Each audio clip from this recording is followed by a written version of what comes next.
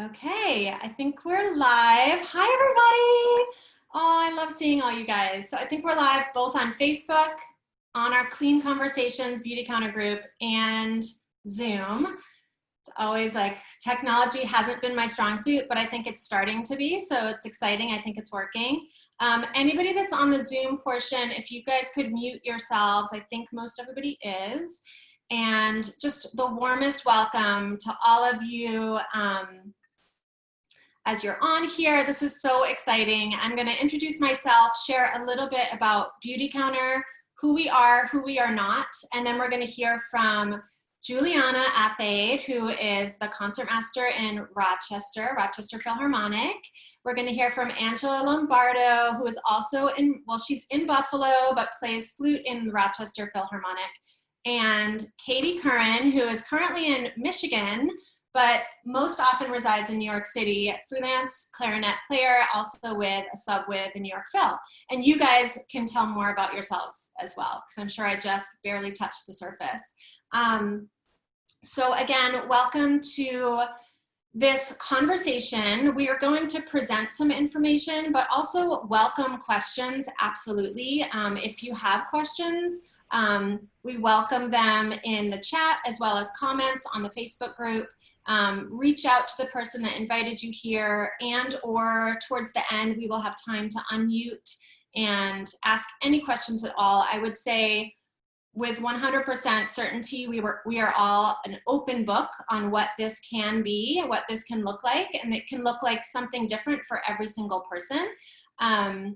So without further ado, I will quickly see if I can share what this company was founded for and why it can actually fit into so many of our lives. Specifically, I think as classical musicians or musicians in general, people with a passionate career, how this can be a side complement to that. And right now during this extremely uneasy, sad time with COVID-19, I think specifically us as classical musicians in that world of orchestras, it's just such an unknown time for us. And so it feels like this has always been an amazing option, but right now in particular could be something really helpful for so many people that need a plan B or a short-term solution, and to have a solution that's attached to such purpose and important work that's working to actually change the laws in both the US and Canada for better.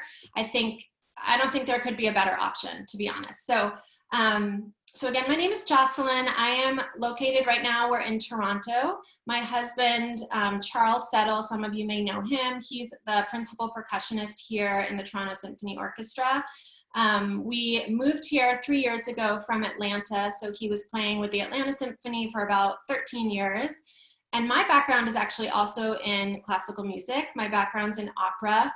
I'm not singing opera anymore. However, that was my passion for most of my life. And I also have been a massage therapist in my life for many years, a yoga instructor, which I still teach yoga, very part-time, and we have 2 little kids. So most of what I do is rally the troops, take care of the 2 little kids. Now Charles is doing a lot of that as well, since my job is quite busy these days with the Beautycounter. But I love that Beautycounter, such a passion-driven job, has fit into who I am. I was very hesitant to take this on at first. About 3.5 years ago when I first learned about this company, I was actually a firm no. There was no way, as a yoga teacher at the time, 2 little kids, had no time and 0 interest in sales, no experience in sales, no experience with makeup or skincare, although I liked nice stuff. There was absolutely no way I was going to do something like this. I also had for no reason, no apparent reason, I had a stigma for direct retail companies. It just was not for me. However, it's become absolutely the best decision of my life, besides having a family, but it's the best decision of my life for so many reasons. One being just the empowerment and confidence I have gained by doing this business with all these amazing, mostly women, by stretching my comfort zone for something I actually feel so passionate about in terms of ingredient safety and wellness and education. and I'm an activist. I've been an activist in different ways for the majority of my adult life. And this has reunited me with that. I think as a mom, I was for many years kind of, you know, in my 20s, I was an activist. I was out there doing all these things. And then, you know, becoming a mom, I was kind of more at home and not really sure who I was in a certain way. And this has connected me with that part of myself as well. So, so I'm going to share with you why Beautycounter was even founded, and a little bit about the statistics of why this is so important. And then I'm going to turn it over to these amazing other women who are actively in the professional classical musician world, and how this fits into their lives prior to COVID-19 and during COVID-19. So the stuff I'm going to share might be a little bit dry, but I think it's very, very important to understand what this company is about and why we were founded as you consider if this feels like a fit for you.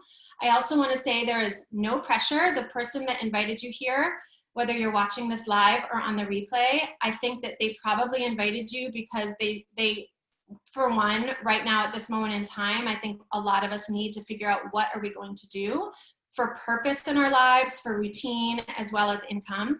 But also they probably thought that you would resonate with this mission and the movement of this company.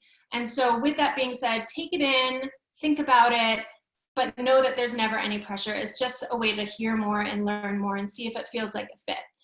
So this company started it started about 7 or 8 years ago, but let's just say about 10 years ago, the founder and CEO, her name is Greg Renfrew. She's a powerhouse, business savvy woman, started wanting to make some changes in her life for her family and for herself, to be more eco-conscious, to be more sustainable and make less of a carbon footprint.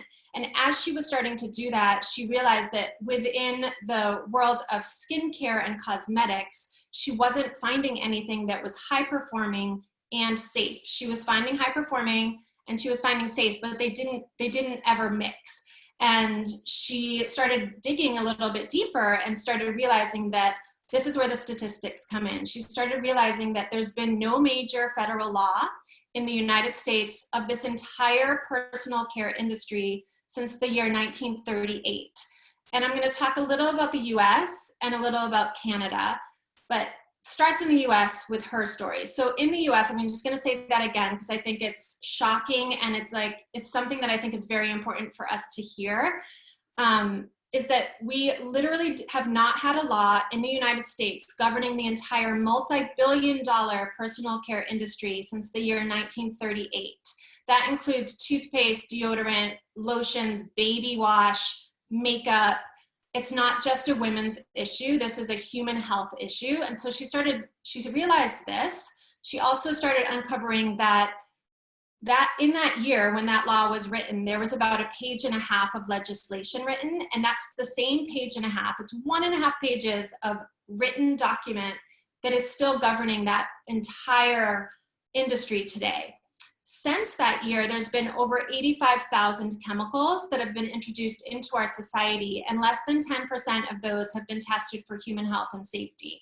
So as she started uncovering all of this, she was like, this is just, like, she also had a very close friend of the family that was dying of cancer. She also had friends all over that were dealing with infertility. You know, I think all of us on this call have probably been touched by some sad and serious health concerns, whether it's ourselves or our loved ones. And again, I mean, it's just examples are infertility, cancer, and so many other autoimmune diseases, children with health issues. That's part of my why, my daughter, which I'll talk about later. But as she was like researching and then seeing all these people around her that were sick or that were, you know, dealing with this stuff, she's just started digging more. And so the last statistic I'll say right now is that in the European Union, there's about 1,400 ingredients that are known to be harmful or questionable that they ban from their personal care products. In the United States, there's only 30. So it's 1,400 ingredients in the EU and there's 30 in the US, which we feel is completely unacceptable. In Canada, for anybody that's listening that's in Canada, there's a list of 600 ingredients here that are either banned or partially restricted. However, that's not codified into law. So in both the US and Canada, we're working to update those health protective laws. We are in Washington, DC. I actually was part of a trip in 2018 with 99 other Beautycounter consultants going to Washington. I met with Congress, lobbied there, and it was one of the most powerful experiences of my life to be a part of democracy in that way through this company and this platform. We also go to Parliament, we work with our local representatives, and we're really urging Congress and Parliament to update these laws quickly because we all deserve so much better. There's so much more I could say with that. A lot of the details of how this is working and how our products quite literally are our agents for change. I think some of the women you're going to hear from today will also touch on that. But I wanted to not take up too much time this morning, so I think I'll leave it there. After one more thought is that our company is founded on 3 pillars. So education is why even this conversation right here, education is our #1 pillar. It's talking to our friends and family and sharing just what I just shared. So why is it important? How can we find safer? Not necessarily all Beautycounter, but safer. Education. Second pillar is advocacy, and that's why we go and we try to update, and we are updating. We're leading the way for major change, and we want other companies to be held accountable as well, not just about Beautycounter products being safer, but anybody to go into a CVS or a Shoppers or a dollar store or Sephora and find safer, not have to question that. And then our products, which we'll talk about as well, which are so high performing. If you haven't tried them yet, I can't explain it. They're just so good. And they're screened incredibly rigorously. Our sourcing and supply chain is always transparent and clean. We're third-party testing. So it's something to really feel calm about when we're using our products. So I hope that helps to give an intro. Juliana, I'd love to hear from you. We're going to each share a little bit about why we decided to even do this. Maybe some of our typical hesitations that we feel, and then how we've moved through it and seen what we've seen on the other side. So I'm going to mute myself. Go for it, Juliana. Hi. Okay, so I'm Juliana Athade. I live in Rochester, New York. As Jocelyn said, I'm concertmaster with the Rochester Philharmonic, and I also am a violin professor at the Eastman School of Music. My husband is the principal oboist in our orchestra, and we have 2 little girls, including one who's just a baby. So I think that one of my big hesitations, I'll tell you what really drew me to it also, but one of my big hesitations was just that I'm so busy. And I think all of us struggle with that. And just balancing everything that was already in my schedule, I felt like, how could I take another thing on? I'm going to back up to the way that I was introduced to Beautycounter and the reason, my why, that really kind of drew me into feeling like I needed to be a part of this. So I see Heidi Bearcroft on here. Hi, Heidi. So Heidi is the person, and I'm forever thankful to her, that introduced me to Beautycounter. And at first it was just, hey, do you know, I noticed you posted something on Facebook on Earth Day about sustainability, and I wonder, you know, did you want to try some clean skincare? And I was like, yeah, I'm totally interested. So I tried out some products, and immediately I was like, why do these work so well? Why does my skin feel so great? And I just had to know more about it. And when Heidi shared more with me about it, I started to feel like, oh my gosh, I thought that I was choosing really gentle products to use on my older daughter, who was a baby then. Well, no, she wasn't a baby, because I only joined like a couple years ago, and she's 6. Time flies, people. Are the mamas with me? Time flies. Okay. However, I reflected on when she was a baby, and I was using things that I thought were safe. And she had some eczema. A lot of young kids experience that. It wasn't severe, but it was to the point that, you know, we were hearing about, well, you could use this steroid cream. And I'm thinking, I don't want to put that on my baby. And so I was trying to use really clean products, and it wasn't helping. And so years later, you know, Heidi's introducing me to this. And once I knew what was in those products, and once I knew that there were safer options, and once I knew that there was a company that was out there really pushing for more health protective legislation to protect everyone, I felt like I have to be a part of this. I have to share this information because I wished that I had known, right? Like I felt like, how did I not know this? Every parent wants to do what's best for their kids. Everyone wants to make sure that their loved ones have access to safe products, and it shouldn't be hard to figure that out, right? So I felt really drawn to sharing the mission and the information and the products that, of course, are the solution that we have in the way of products for people that are safe. And I have to say that what I found, even though I was nervous at first, and I thought, I don't think I have time to do this, how am I going to add this in? Especially as a musician, I find that we actually have a lot of pockets of time, right? I mean, we work hard, we practice hard, we're busy with concerts, but we have an unpredictable and even unusual schedule, right? So I found that I had pockets of time between practice sessions, between rehearsals, even at intermissions of concerts, late night after a concert, I get home, everyone's asleep. So I found these little pockets of time, and it's just been something that, I don't know, I say that it fits into the cracks of my life. So I don't feel like it takes anything away from the time that I would spend with my kids and my family, but it adds so much to my life. And not just financially, but that is a real part of it.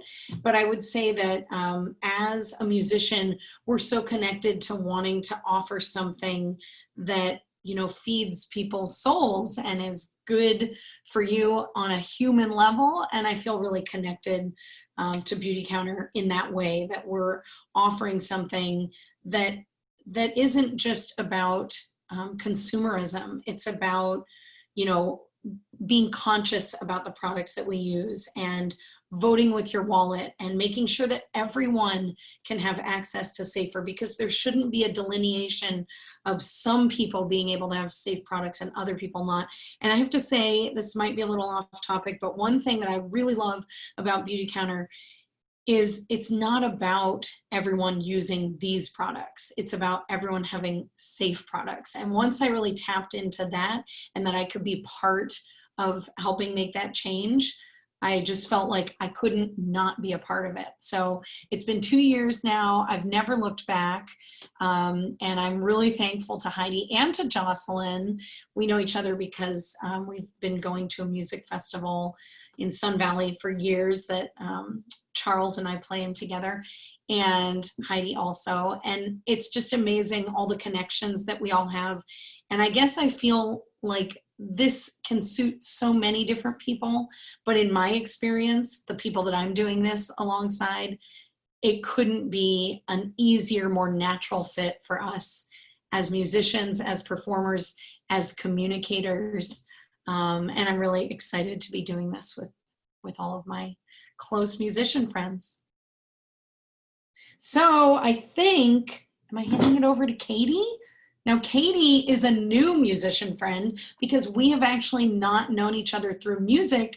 We have met through Beautycounter. So that's kind of another amazing thing, that it brings people together that you feel like you should have known, but you didn't, and now you do. So Katie, my New York buddy, who's in New York City, take it away. Thanks, Juliana. I resonate with like everything you said just now. Hi guys, I'm Katie Curran.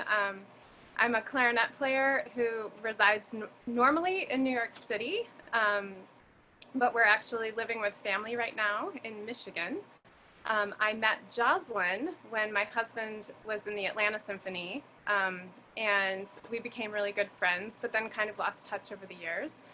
And we moved to New York City when my husband became the bass trombonist of the New York Philharmonic, and I started my career, piecing my career together there. I play on Broadway, I've subbed with the Philharmonic, I'm with the teaching artist group with the Philharmonic, and of course all of that is on pause right now. And Jocelyn had reached out to me when she started with Beautycounter like 3.5 years ago. And I was in the throes of early motherhood. Like I had just had my child, and I was an older mom, and I was an only child, and I had no babysitting experience. So literally everything fell off the map for me. So I never responded to her, but she was definitely on my radar. Like I joined her group, her Be Well group, and I always saw about Beautycounter and was intrigued. But I actually had like an arsenal of products from another company that had a loyalty program. So I like never needed anything until 3.5 years later. And I'd become really conscious of what I was putting on my daughter's body. But I was finding that those products that I was putting on her body were not really, they didn't do the job very well. Like I felt confident that they were safe, but they weren't doing a great job. So I finally reached out to Jocelyn, actually not for my daughter, but for myself, because the radiator heat went on in New York City in November, and my skin literally like shriveled up and died. And I was like, and I was out of lotion finally. So I was like, hey, Jocelyn, I'm looking like a reptile. Can you please help me? Recommend some products. So she was like, yeah, that's great. Like, I mean, not great about looking like a reptile, but head down to the brick and mortar store in Soho and try out these products. So I did, and I was floored at how high performing they were. So I was actually in between gigs, and I was telling my friends, I was like, oh my gosh, you guys, you got to try this lotion. It's like the best thing I've ever tried. You only need this little bit. It was crazy. And so I told Jocelyn, I connected these friends with Jocelyn, and Jocelyn was like, why don't you just give this a shot? Like, why don't you start trying to, be a consultant? I was like, what are you talking about? I know nothing about this stuff. I just know that I like it. I don't wear makeup. Like, no, thank you. This is not for me. I'm way too busy. I can't do this. and then she was like, yeah, but you get a good discount. And I was like, well, I do like skin products, like body lotions and things like that. Maybe, okay, I'll try it for the discount. So I joined at the last day of November, and then I just kind of dabbled. I told my family about it a little bit, a few close friends about it, because I was so excited about how high performing the products were.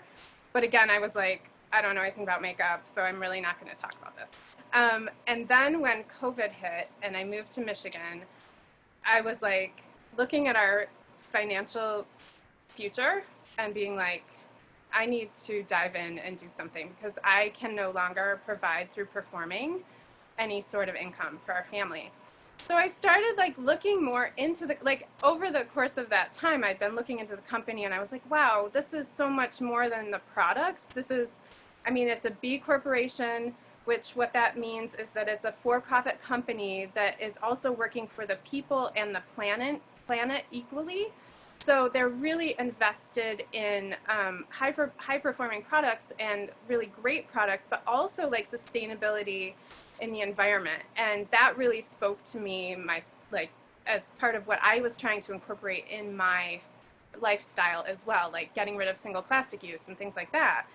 And I found out that Beautycounter this past year had eliminated over 800,000 parts and pieces from their production in their packaging, and that reduced their own production carbon footprint by 38% for greenhouse gas emission. So it was amazing. So that really spoke to me. So the more I dug into the company, I realized, the products are amazing. They speak for themselves, but also behind this company is this movement for real change. And sharing that with people became a real passion for me. I almost felt like it was my responsibility. Don't put garbage on your skin. It's so important that you know what's in your products. And it wasn't even about selling Beautycounter for me. It was about giving people resources. Check out the EWG Skin Deep website. You're going to be shocked at that Gold Bond lotion that sounds so lovely and it scores so poorly. And people have really resonated with that. They really appreciate the education about other ways in which they can, choose safer things to put on their skin and their family's skin. So that's been a really, really big part of what shifted my mindset about telling and sharing with people about Beautycounter is because it's become more of a responsibility to me that they need to know this information. As far as like, I don't know anything about makeup, I still don't really know anything about makeup. That's okay, because that's only a part of our company. The skincare lines are gorgeous. If you need help, like figuring out makeup, we have this incredible team of not just musicians, but health and wellness coaches, yoga teachers, lawyers, doctors, anything, every walk of life.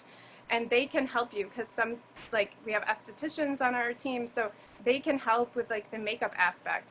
So, and then the other part of it is, as a musician, like we're all super detail oriented, right? So I've kind of approached it like, I really don't know what I'm talking about with these products, but I'm going to learn it as if I'm learning a new piece of music. So I'm going to go through it really slowly, regimen by regimen, and I'm going to try things and see how it works and then put it together. And then I felt more confident in sharing, just like as you practice your pieces, you get more confident in sharing that with people. So that was basically like how I shifted my mindset about, you know, being able to share with people and having confidence that it's okay not to know everything about the business, about the products, but know that you're sharing something really worthwhile that can really benefit the people who mean the most to you. So, and help with their health, their overall health as well. So, all right, and with that, I'm gonna send it over to Angela, and she's a wonderful flautist, and I only met her through Beautycounter as well, and I'm so excited to get to know her more through this Beautycounter journey. So, Angela. Katie. So actually, we're just continuing to get to know each other now, and so my husband plays trombone too. My husband plays trombone in Buffalo. It was like, oh, I didn't know your husband played trombone. Like, you know, a small world. So like that. But hi guys, I'm Angela. I live in Buffalo. I play flute in Rochester. That's kind of a new part of my life. Before that, you know, even as early as just like a year and a half ago, I was staying home with my daughter and just teaching flute lessons, just having a lot of fun and finding a lot of fulfillment in that. So when I started playing in Rochester, I couldn't help but notice that somebody that I was sitting very close to, Rebecca, had gorgeous makeup. And I was like, oh my gosh, I was looking for something at the time because I had run out of something like foundation. And I was trying to find something like healthier. And so I found some stuff, but it did not look good. And I was kind of disappointed in that. So when I saw her makeup, I just was like, you know, without trying to be too creepy, was like, hey, I really think you look beautiful. Like, what kind of makeup are you using? And so she introduced me to Beautycounter. I had no idea that she was actually a Beautycounter consultant. So I think maybe in the beginning she was like, seriously? And I was like, yeah, seriously. Like, can you tell me about your makeup? And so she introduced me to the company. I immediately fell in love with the products. I thought the mission was beautiful, all of that stuff. But I really wasn't considering becoming a consultant. I was like focusing on practicing my flute and stuff and was just happy with that. But after about a year and a half, I thought like, well, okay, maybe I'm a little intrigued by becoming a consultant, but I would never want to share this in a salesy way with anybody that I know, because I had worked in retail through my 20s and just felt like that wasn't something I wanted to be like with my friends and family. So I was like, I can get the discount. I can, you know, if it happens to come up in conversation, if I'm out with a friend having lunch, maybe I would mention to them that, hey, I actually sell this stuff too. Do you want to try it? But that was about my level of like comfort with sharing with my friends and family. I just didn't want to come across as salesy at all. So 3 days after I signed on as a consultant, COVID hit. And I realized I wasn't going to be getting coffee or lunch or anything with anyone. I hadn't even had a chance to tell my friends and family that I even joined as a consultant, just, you know, as something to celebrate in and of itself. So I was feeling totally down on my luck and like, okay, forget it. Maybe something that I was mildly uncomfortable with sharing before had actually kind of become something that I was like completely paralyzed and not interested in sharing it all about. And it took me about 2 months to kind of just, and I will say that my consultant team here, my mentors and everyone was very respectful of the fact that I was not in a place where I really wanted to be doing this. I almost felt maybe a little regret in the beginning, like, what did I do? But end of April, the sun came out in Buffalo and I thought, oh, I should get some sunscreen. And why don't I just call my cousin and just tell her like, hey, remember that sunscreen I told you about last summer at Darien Lake? I'm gonna get some for myself. It's safer. Do you want to get some too? And she was like, yeah. And I was like, oh my gosh, I'm having my first sale. Like, it just happened and I didn't even like sell it. And so then of course I call my sister and I'm like, Liz, Lisa's getting sunscreen. Do you want sunscreen? And my sister said no. And I was like, what?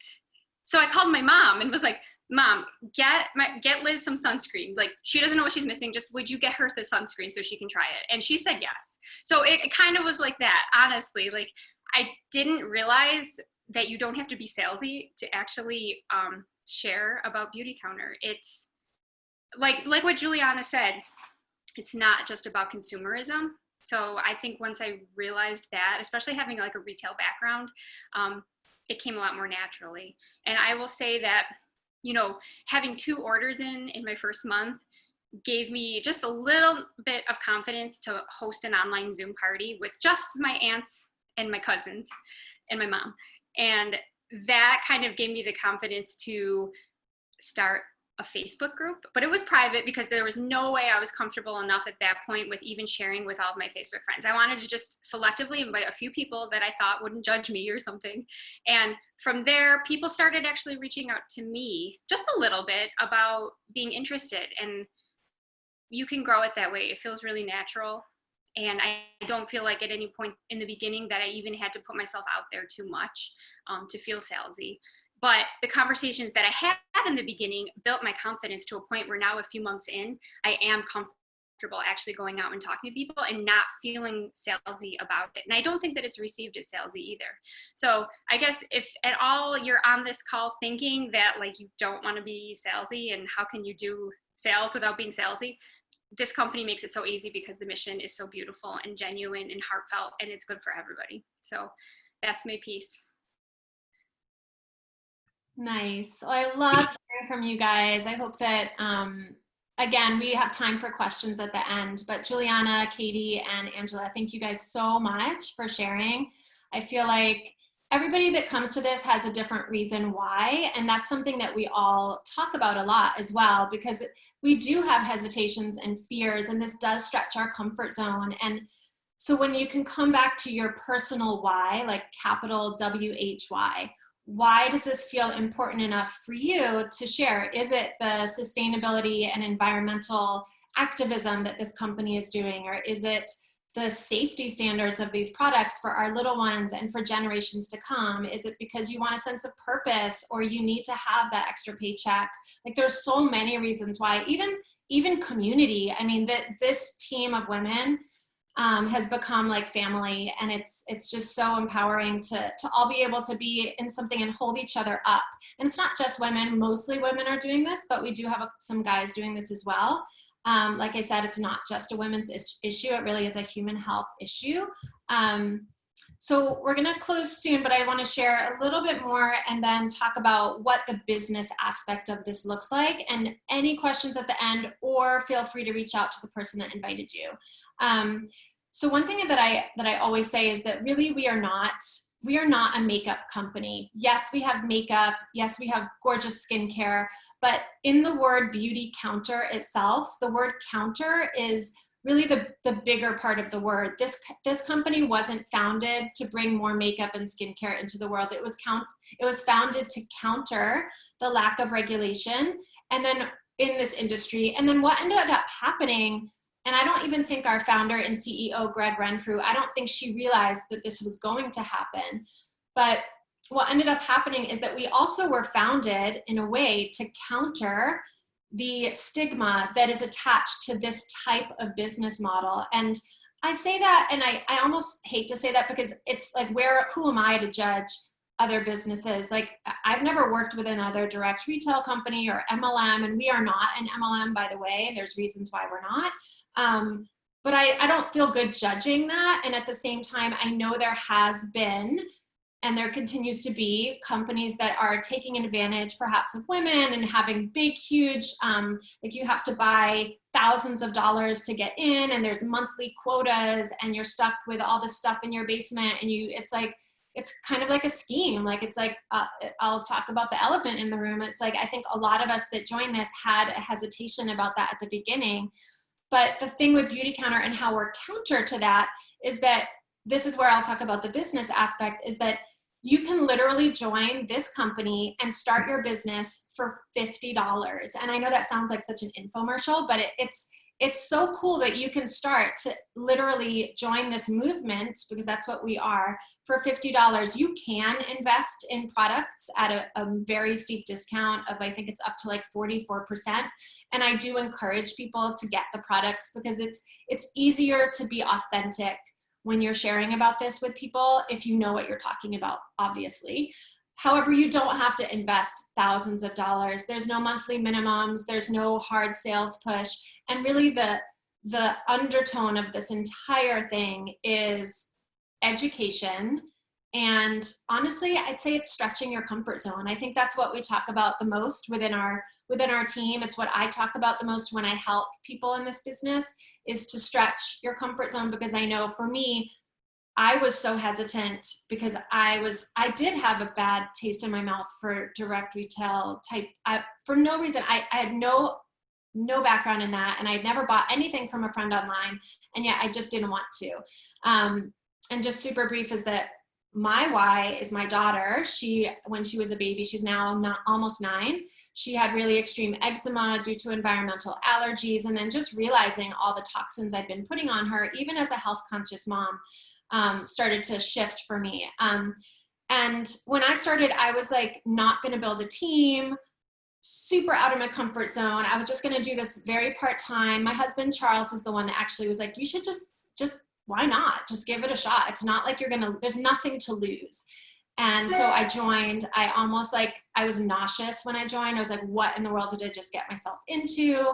And here we are 3.5 years later. And so I have a team right now. These women on this call are part of the team. And I don't like to say my team, because I feel like we're all in this together, but there's 153 women that are on my downline that we all work together. And I'm just so grateful for my friend that introduced me to this, because she knew that if I actually listened to what this company was actually about, with the activism and the education and all of that, that it would resonate with me.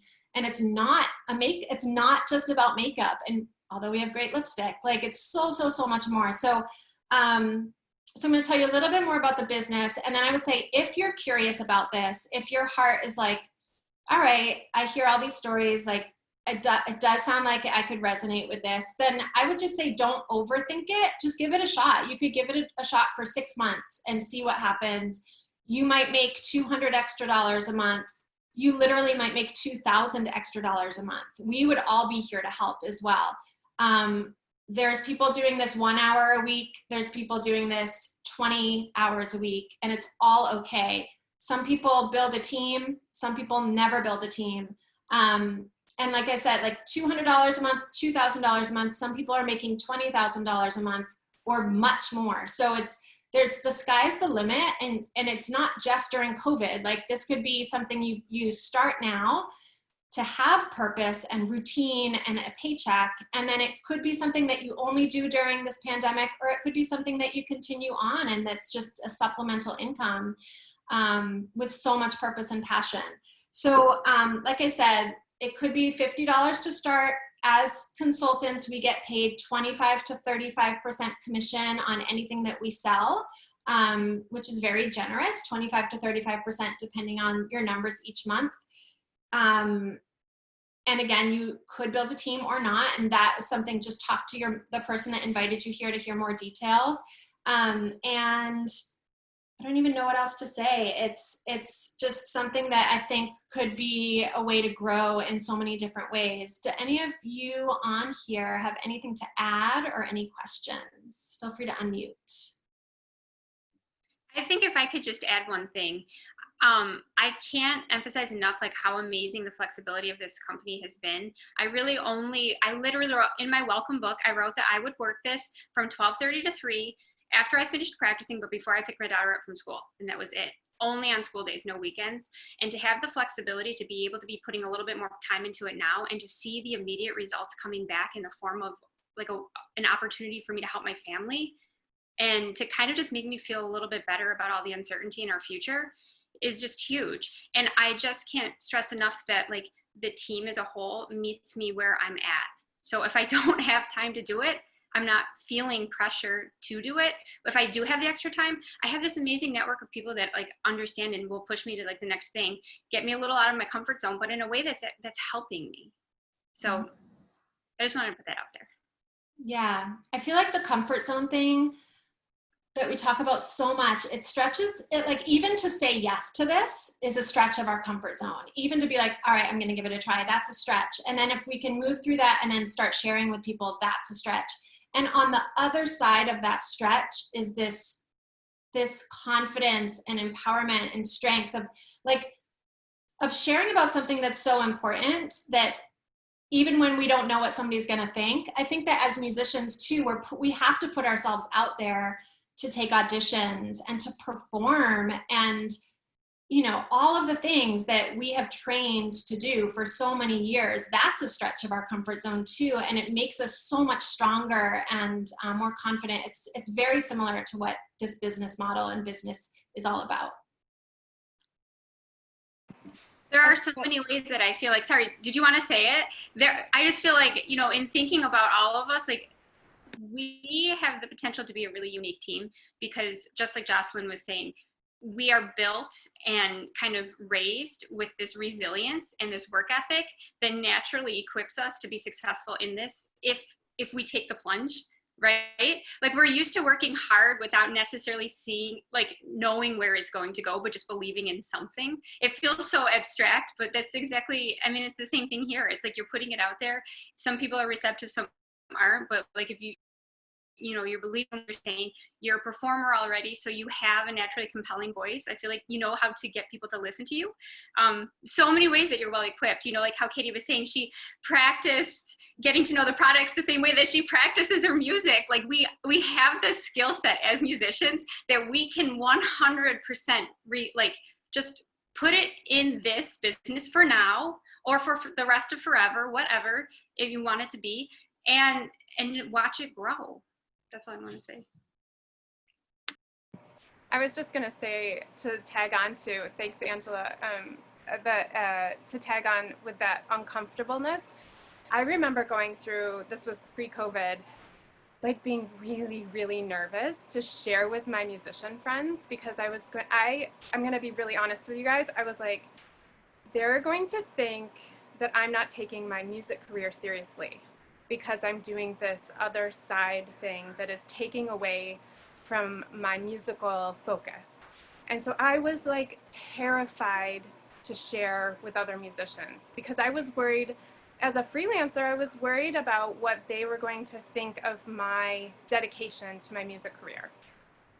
I decided that it was not my business to know what they were going to think about me. Just like when you perform, like people are going to take your performance how they take it, and it's not your business. Your business is to, put out there the best intentions of what you believe the composer was, trying to portray in his music. And what the audience takes away from that is their business, right? It's not yours. So I decided to share.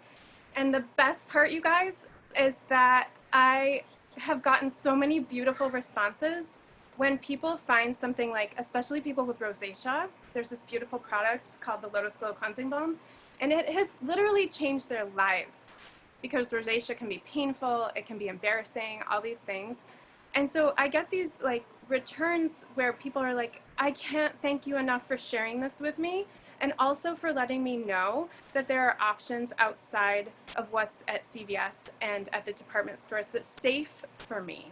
So this gratitude that you receive is almost like getting applause, right? But it's not even about me and receiving that. It's about, for me, it's actually about sharing that knowledge. So getting over that hump was hard, but now it's easy because I know that people really can appreciate it. So I just wanted to share that.